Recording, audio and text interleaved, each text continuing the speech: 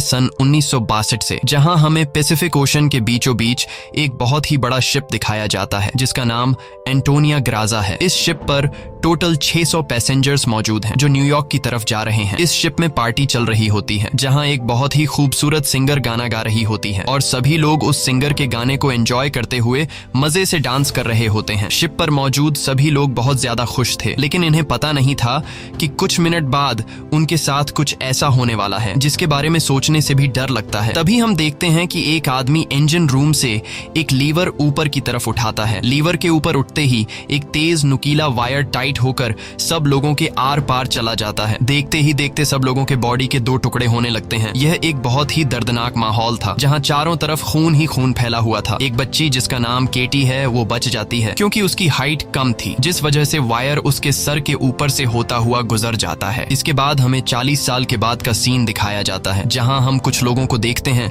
जो एक टग बोट की मदद से एक बड़े शिप को खींच कर ले जा रहे होते हैं। तभी अचानक वो पुराना शिप डूबने लगता है। यह देखकर ग्रुप का लीडर अपनी टीम में से एक लड़की जिसका नाम मर्फी है उसे उस पुराने शिप पर भेज देता है ताकि मर्फी उस पुराने शिप को जिस वायर से बांध कर ले जाया जा रहा था उसे आजाद कर दे, वरना अगर यह पुराना शिप डूब गया तो उसके साथ साथ इनकी ये टग बोट भी डूब जाएगी। मर्फी जब उस पुराने शिप पर पहुंचती है तो उसे पता चलता है कि पुराने शिप के निचले हिस्से में दरार पड़ चुकी है जिस वजह से शिप में तेजी से पानी भरता जा रहा है और अगले 5 मिनट में यह शिप पानी में डूब जाएगा। मर्फी ये बात अपनी टीम के लीडर को बताती है। ये सुनकर टीम का लीडर मर्फी को ऑर्डर देता है कि जिस वायर से हम इस शिप को खींच रहे हैं उस वायर को आजाद कर दो और फौरन वहां से निकलकर हमारे पास टग बोट पर पहुंचो क्योंकि हम इस पुराने शिप को छोड़कर जाने वाले हैं। तभी टीम के 2 और साथी भी मर्फी के पास पहुंच जाते हैं और वो भी मर्फी को बाहर निकलकर शिप को छोड़ने के लिए कहते हैं, लेकिन इस शिप को ढूंढने में उन्हें 3 महीने लगे थे जिस वजह से मर्फी इतनी आसानी से इस शिप को छोड़कर नहीं जाने वाली थी। वो शिप को बचाने के लिए नीचे पानी में कूद जाती है जिसे देखकर ऊपर बैठे 2 साथी भी औजार लेकर मर्फी के पीछे कूद जाते हैं। ये तीनों जैसे तैसे करके शिप को डूबने से पहले ही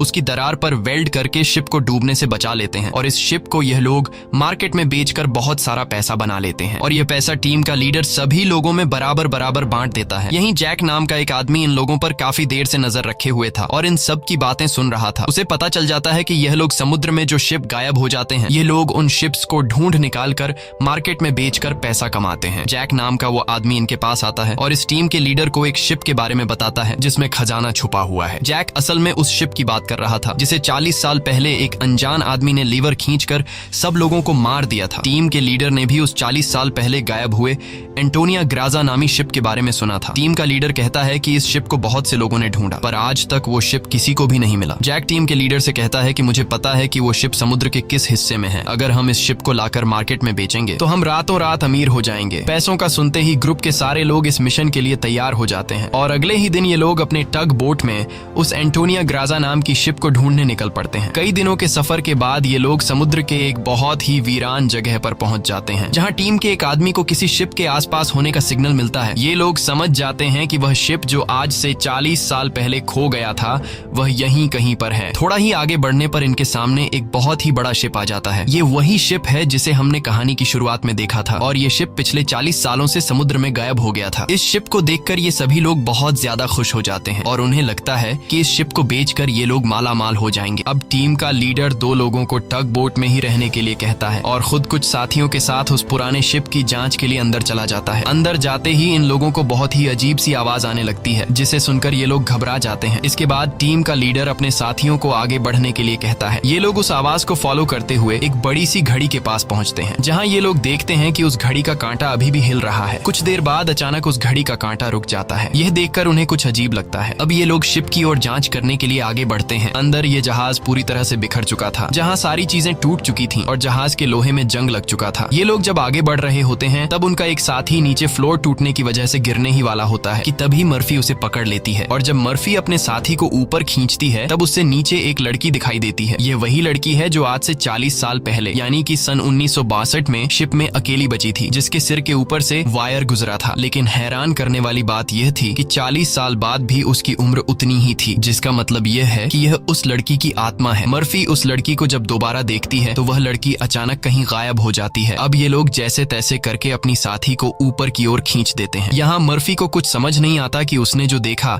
वह सच था या फिर कोई वहम, लेकिन यह सब देखकर मर्फी बहुत ज्यादा डर जाती है। अब यह शिप बहुत ही ज्यादा बड़ा था, इसलिए ये लोग इसे और एक्सप्लोर करने लगते हैं और चलते चलते शिप के मेन कैबिन तक पहुंच जाते हैं, जहां जांच करते हुए उन्हें एक डिजिटल वॉच मिलती है। ये देखकर ये लोग कंफ्यूज्ड हो जाते हैं, क्योंकि आज से 40 साल पहले इस तरह की डिजिटल वॉच नहीं हुआ करती थी। और इस वॉच को देखकर ये लोग समझ जाते हैं कि जरूर हमसे पहले भी यहाँ कुछ लोग आ चुके हैं। इसके बाद ये सब वापस अपने टग बोट पर आते हैं और टीम का लीडर डिसाइड करता है कि अगले दिन हम इस शिप को टग बोट से बांध कर ले जाएंगे। अगली सुबह उन्हें पता चलता है कि शिप में एक बहुत बड़ा होल है, जिसकी वजह से धीरे धीरे शिप पानी में डूब रहा है। टीम का लीडर कहता है कि इस हालत में शिप को टग बोट से बांध कर ले जाना नामुमकिन है, क्योंकि शिप में ढेर सारा पानी जमा हो चुका है। पानी की वजह से शिप का वजन कई गुना बढ़ चुका है, इसीलिए इस पुराने शिप को टग बोट से बांध कर ले जाना एक बेवकूफी होगी। अब ये लोग डिसाइड करते हैं कि पहले हम शिप के होल को वेल्ड करके बंद करेंगे और फिर शिप के अंदर मौजूद सारा पानी निकाल कर इसे टग बोट से बांध कर ले जाएंगे। कैप्टन की बात सबको ठीक लगती है, जिसके बाद ये सभी अपने अपने काम पर लग जाते हैं। कुछ साथी शिप के होल को रिपेयर करने में लग जाते हैं और कुछ शिप के अंदर मौजूद खजाना ढूंढने में लग जाते हैं।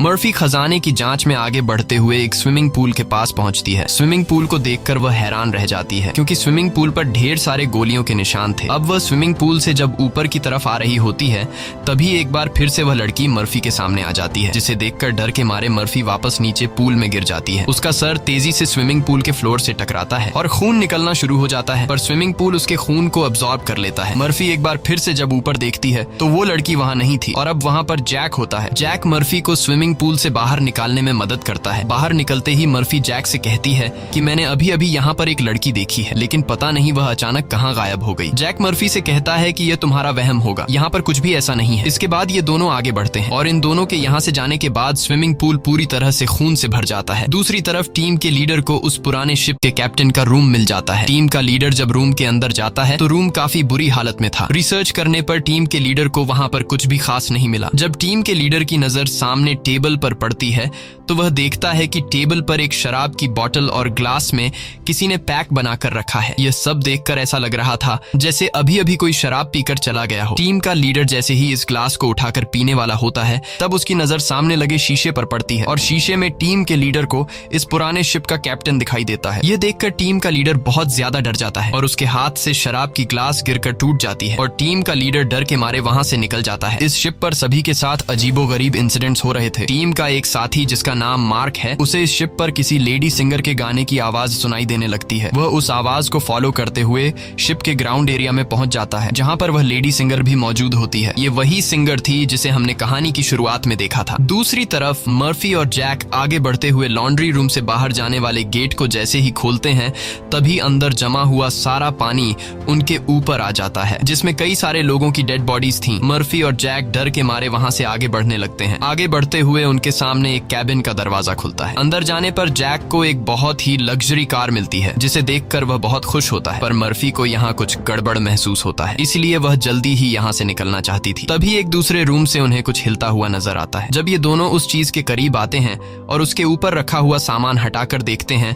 तो उनकी आंखें खुली की खुली रह जाती हैं, क्योंकि वहां पर सोने से भरा हुआ एक बॉक्स पड़ा था। ये देखकर मर्फी अपने बाकी साथियों को तुरंत बुला लेती है और जब सब यहाँ पहुंचते हैं तो सामान हटाने पर उन्हें इसी तरह के 9 बॉक्स मिलते हैं और हर एक बॉक्स में 28 गोल्ड प्लेट्स पड़ी हुई थी, जिसे देखकर सभी की खुशी का ठिकाना नहीं रहता, क्योंकि ये सभी रातों रात अमीर हो गए। इतने बड़े खजाने को ढूंढने के बाद ये लोग डिसाइड करते हैं कि इस शिप को यहीं छोड़ देंगे और सिर्फ सोना यहाँ से लेकर जाएंगे। इसके बाद ये लोग सारा का सारा गोल्ड अपने टग बोट पर रख देते हैं और अब ये लोग यहाँ से निकलने की तैयारी करते हैं। टग बोट को चलाने वाला कैप्टन बोट को स्टार्ट करने के लिए इंजन की सफाई करने लगता है और तभी हमें दिखाया जाता है कि टग बोट में रखा गया सिलेंडर का वाल्व अपने आप चालू हो गया है, जिससे हवा में गैस फैलना शुरू हो जाता है। वहीं मर्फी एक बार फिर से उसी लड़की को देखती है जो उसकी तरफ तेजी से भागती हुई आ रही होती है, जैसे वह मर्फी को कोई बात बताना चाहती हो, पर तभी उसे कोई पकड़कर नीचे धकेल देता है और जैसे ही टग बोट का कैप्टन इंजन को ऑन करता है, तभी सिलेंडर से निकली गैस की वजह से पूरे बोट में एक बहुत ही बड़ा ब्लास्ट होता है, जिसमें टग बोट का कैप्टन मारा जाता है। अब ये लोग समुद्र के बीचों बीच एक सुनसान शिप पर फंस चुके थे। ये सभी लोग बहुत ज्यादा परेशान होते हैं, क्योंकि उनके पास जो यहाँ से निकलने का टग बोट था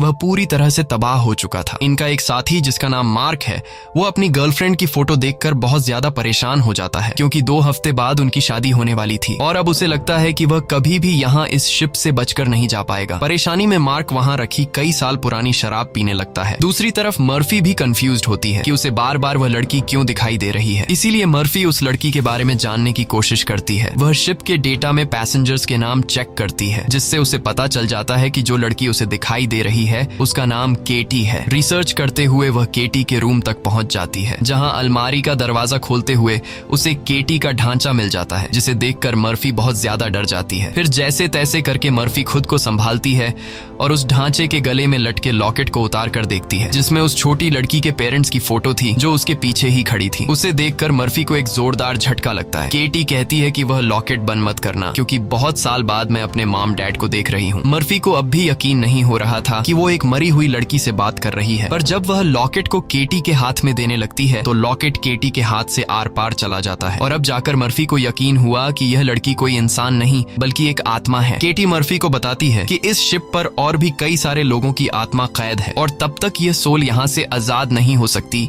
जब तक उस आदमी को न मारा जाए जो लोगों की आत्मा को यहाँ पर कैद करता है। मर्फी केटी से पूछती है कि कौन है वो आदमी जिसने तुम्हें और बाकी लोगों की आत्माओं को यहाँ कैद कर रखा है। केटी जैसे ही मर्फी को उस आदमी के बारे में बताने वाली होती है, तभी अचानक छत पर कुछ अजीब से कीड़े निकलने लगते हैं, जिसे देखकर केटी बहुत ज्यादा डर जाती है और वह मर्फी से कहती है कि जल्द से जल्द इस शिप से तुम लोग निकल जाओ वरना तुम लोग मारे जाओगे। इसके बाद केटी गायब हो जाती है। दूसरी तरफ मार्क पूरी बोतल पीने के बाद उसे चक्कर आने लगा। उसके आसपास पड़े सभी टेबल और चेयर्स हिलने लगते हैं। देखते ही देखते सब कुछ रिपेयर होकर नया हो गया और आज से 40 साल पहले जो लोग इस शिप में मारे गए थे वह दोबारा से मार्क के सामने जिंदा खड़े हो गए। मार्क बीच में खड़ा था, जिसके चारों तरफ लोग उसके लिए तालियां बजाने लगे। शुरू में तो मार्क को भी कुछ अजीब लगता है, लेकिन फिर वह सोचता है कि यह सब शराब का कमाल है। अगले ही पल वह लेडी सिंगर मार्क के करीब आ गई और वह मार्क के साथ इंटीमेट होने लगी। लेडी सिंगर पूरी तरह से मार्क को अपने वश में करके अपने पीछे लगा देती है। मार्क भी बिना कुछ सोचे समझे उसके पीछे जाने लगा। बेवकूफ मार्क को पता ही नहीं चलता कि यह सिंगर उसे एक ट्रैप में फंसा रही है। वह लेडी सिंगर फ्लोर के किनारे पर खड़ी होकर मार्क को बुलाने लगती है। मार्क इस सिंगर को हासिल करने के चक्कर में फ्लोर से नीचे गिरकर मारा जाता है। वही हमें टीम के लीडर को दिखाया जाता है,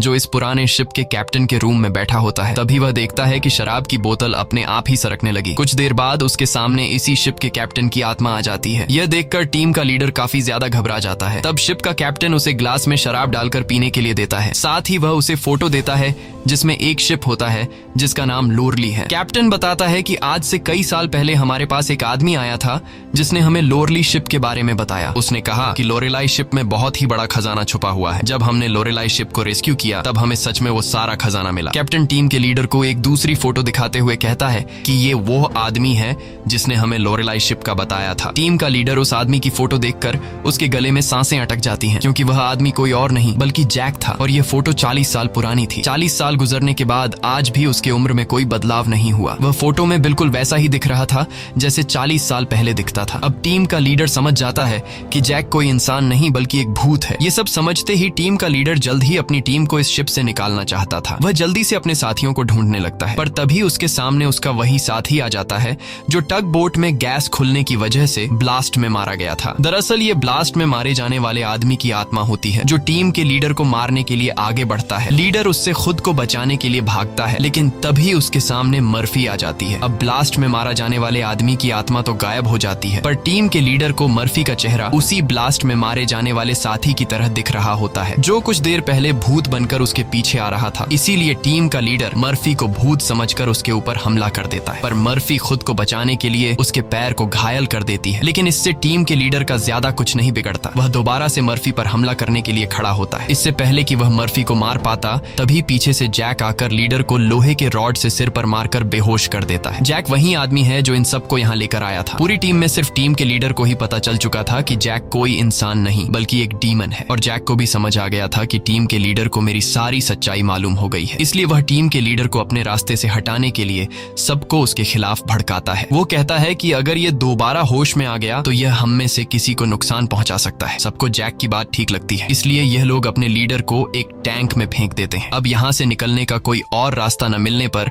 यह लोग प्लान के मुताबिक शिप को रिपेयर करने के काम में लग जाते हैं। जल्द ही शिप में जिस सुरंग से पानी अंदर आ रहा था उस सुरंग को यह लोग वेल्ड कर देते हैं और पंप के जरिए जहाज के अंदर जमा हुआ पानी बाहर बाहर निकालने लगते हैं। मर्फी देखती है कि उनका एक साथी जिसका नाम मार्क है वो कहीं भी नहीं दिखाई दे रहा, इसलिए मर्फी उसे ढूंढने निकल पड़ती है। तभी उसके सामने उस लड़की की आत्मा एक बार फिर से आ जाती है, जो उसे दिखाती है कि तुम जिस आदमी को ढूंढ रही हो वह मर चुका है। यह मार्क होता है जो लेडी सिंगर को पाने के चक्कर में मारा गया। और अब यह लड़की मर्फी के कंधे पर हाथ रखकर उसे 1962 की उस रात में ले जाती है जहां यह सारा इंसिडेंट हुआ था, जब सब के सब शिप में मारे गए थे। उस रात शिप पर मौजूद सभी लोगों को बहुत ही बेरहमी से मारा गया था और यह सब एक ग्रुप कर रहा था जिसका मकसद था इस शिप पर मौजूद सारा गोल्ड चुराना। इन लोगों ने कुछ लोगों को खाने में जहर मिलाकर मार डाला, कुछ लोगों को वायर से काटकर उनके 2 टुकड़े कर दिए और कुछ को गोलियों से छलनी कर दिया गया। इनके कहर से केटी भी नहीं बच पाई। उन्होंने केटी को उसके रूम में ले जाकर फांसी पर लटका दिया। इन सब के पीछे थी वही लेडी सिंगर जिसने गोल्ड लूटने के लिए यह पूरा प्लान बनाया था और अपने लोगों की मदद से उसने शिप पर मौजूद सभी लोगों को मार डाला। अब सारा गोल्ड उनके कब्जे में था। शिप का ऑफिसर भी लेडी सिंगर से मिला हुआ था। लेडी सिंगर के एक इशारे पर वह अपने ही साथियों को मार देता है, लेकिन जैसे ही वह मुड़ता है लेडी सिंगर उसे भी गोली मार देती है। लेडी सिंगर को लगता है कि सारा गोल्ड अब उसी का हो चुका है क्योंकि शिप पर मौजूद सभी लोग मारे जा चुके थे। लेकिन यही एंट्री होती है एक ऐसे आदमी की जो इस पूरे गेम का मास्टरमाइंड था और वह लोहे की चेन से लेडी सिंगर को लटकाकर मार देता है। मर्फी केटी की मदद से ये सब देख रही होती है और तभी वह इस गेम के मास्टरमाइंड को भी देख लेती है, जिसे देखकर मर्फी शॉक हो जाती है क्योंकि वो आदमी कोई और नहीं बल्कि जैक है, जो इन्हें गोल्ड का लालच देकर यहाँ पर लेकर आया। क्योंकि शिप में छेद हो चुका था और शिप धीरे धीरे पानी में डूब रही थी, इसलिए शिप को बचाने के लिए कुछ ऐसे लोगों की जरूरत थी जो शिप को डूबने से बचा सके। इसलिए जैक ने चालाकी से इन्हें यहाँ लाया। अब शिप पूरी तरह से ठीक हो चुकी थी, इसलिए जैक को अब इन लोगों की कोई जरूरत नहीं थी और अब वह इन सबको भी मार देगा। यह सब समझते ही मर्फी को याद आता है कि हमने जैक की बातों में आकर अपने लीडर को टैंक में बंद कर दिया था। अब मर्फी अपने लीडर की जान बचाने के लिए उसके पास दौड़ कर जाती है, लेकिन अब टैंक में पानी भरने की वजह से लीडर की मौत हो गई होती है। मर्फी अपने लीडर को बचाने के लिए टैंक का कांच तोड़ने की कोशिश करती है, पर टैंक का कांच बहुत ही मजबूत था, इसलिए लाख कोशिश करने के बावजूद भी लीडर को बचा नहीं पाती। इसके बाद मर्फी अपने एक साथी के पास आती है जिसका नाम डॉज है। मर्फी डॉज को जैक की सारी सच्चाई बता देती है और कहती है कि जैक तुम्हें जहां भी नजर आए उसे शूट कर दो, मैं अपने एक और साथी को ढूंढने जा रही हूँ। मर्फी के जाने के कुछ देर बाद जैक डॉज के सामने आ जाता है, जिसे मर्फी ने कहा था कि जैक जहां भी नजर आए उसे शूट कर दो। डॉज जैक से कहता है कि यहीं पर खड़े रहो और अपनी जगह से हिलना मत। यह सुनकर जैक समझ जाता है कि मर्फी ने इसे मेरी सारी सच्चाई बता दी है। तब जैक डॉज को बातों में उलझाकर डॉज से बंदूक छीनने की कोशिश करता है, लेकिन डॉज जैक की होशियारी समझ जाता है और वो फौरन जैक पर बंदूक की गोली चला देता है, जिससे जैक दूर जा गिरता है। जिसके बाद डॉज जैक के पास आता है और देखता है कि जैक मारा जा चुका है। यह देखकर डॉज वहां से चला जाता है, लेकिन हम देखते हैं कि जैक अभी भी मरा नहीं है। दूसरी तरफ मर्फी अपने जिस साथी को ढूंढने गई थी, मर्फी को पता चल जाता है कि वो पानी में मारा गया है। अब डॉज के अलावा मर्फी के सारे साथी मारे जा चुके थे, इसलिए मर्फी डिसाइड करती है कि वो इस पूरे शिप को तबाह कर देगी। जिसके बाद मर्फी शिप के हर एक कोने में बॉम्ब फिट करने लग जाती है और तभी उसके पास डॉज आ जाता है। डॉज मर्फी को बताता है कि मैंने जैक को मार दिया। ये सुनकर मर्फी कहती है कि जैक नहीं मरने वाला है, क्योंकि जैक कोई इंसान नहीं बल्कि एक डीमन है, इसलिए हमें यह पूरी शिप ब्लास्ट करनी होगी ताकि जैक हमारी तरह और किसी इंसान को यहाँ लाकर न फंसा सके। और जैक ने जितने भी सोल्स को इस शिप में कैद कर रखा है वो सभी आजाद हो जाएंगे। डॉज यहाँ पर गुस्से से मर्फी को समझाता है कि हमें शिप को ब्लास्ट नहीं करना चाहिए, क्योंकि इस तरह से शिप में रखा सारा गोल्ड बर्बाद हो जाएगा और हमें बिना गोल्ड हासिल किए खाली हाथ घर लौटना होगा। मर्फी कहती है कि यह गोल्ड दरअसल जैक का एक चाल है जो हम यहाँ से कभी भी नहीं ले जा पाएंगे, इसलिए मुझे हर हाल में यह शिप ब्लास्ट करनी होगी। अब जैक समझ जाता है कि मर्फी किसी भी हाल में नहीं मानने वाली, इसलिए जैक अपने असली रूप में आ जाता है, जिससे हम समझ जाते हैं कि जैक ने डॉज को भी मार दिया था। जैक उसे बताता है कि तुम्हारा और मेरा काम एक ही है, जिस तरह से तुम समुद्र में फंसी हुई शिप्स को जमा करती हो उसी तरह से मैं सोल्स को जमा करता हूँ। पहले मैं भी इंसान था, लेकिन मैंने बहुत पाप किए जिसके बदले मुझे यह काम दिया गया और अब मैं सोल कलेक्टर हूँ, जिसके लिए मुझे शिप की जरूरत है और मैं नहीं चाहता कि तुम इस शिप को ब्लास्ट करो। जैक मर्फी को एक चांस देता है। वो कहता है कि जाओ, मैं तुम्हें नहीं मारूंगा, लेकिन बदले में तुम्हें इस शिप को ब्लास्ट नहीं करना होगा। पर मर्फी उसकी बात नहीं मानती, जिसके बाद जैक एक लोहे के रॉड से उस पर हमला कर देता है, जिससे मर्फी नीचे गिर जाती है। अब जैसे ही जैक मर्फी को मारने के लिए आगे बढ़ता है, तब मर्फी एक तीर चलाकर उस बॉम्ब वाले रिमोट पर निशाना लगाती है और खुद फौरन पानी में कूद जाती है, जिसके बाद शिप में एक बहुत बड़ा ब्लास्ट होता है। ब्लास्ट की वजह से शिप पानी में डूबने लगती है और मर्फी पानी के अंदर शिप के नीचे फंस चुकी होती है। अब उसे बाहर निकलने का कोई रास्ता नहीं दिखता और उसकी सांसें भी फूलने लगती हैं। पर तभी वहां पर केटी की आत्मा आती है, जो मर्फी को हाथ से पकड़कर ऊपर का रास्ता दिखाती है। तब मर्फी देखती है कि जैक ने जितने भी सोल्स को कैद कर रखा था वो सभी सोल्स आजाद हो गई हैं। मर्फी बड़ी मुश्किल से ऊपर सरफेस पर आ जाती है और वो देखती है कि शिप में जितने भी सोल्स थे वो सब अपनी असली दुनिया में जाने लगे हैं। दरअसल यहाँ जितने भी सोल्स थे वो सभी जैक के गुलाम थे। सिर्फ केटी की सोल उसकी गुलाम नहीं बन पाई क्योंकि केटी की सोल पवित्र थी, जिस वजह से जैक उस पर ज्यादा कंट्रोल नहीं कर पा रहा था। इसीलिए केटी की सोल बार बार मर्फी की मदद कर रही थी। यहाँ मर्फी एक बॉक्स के सहारे समुद्र में तैरती रहती है और तभी वो एक शिप तक पहुंच जाती है जो शिप उसे रेस्क्यू कर लेता है। जब उसे पोर्ट पर लाया जाता है तो वो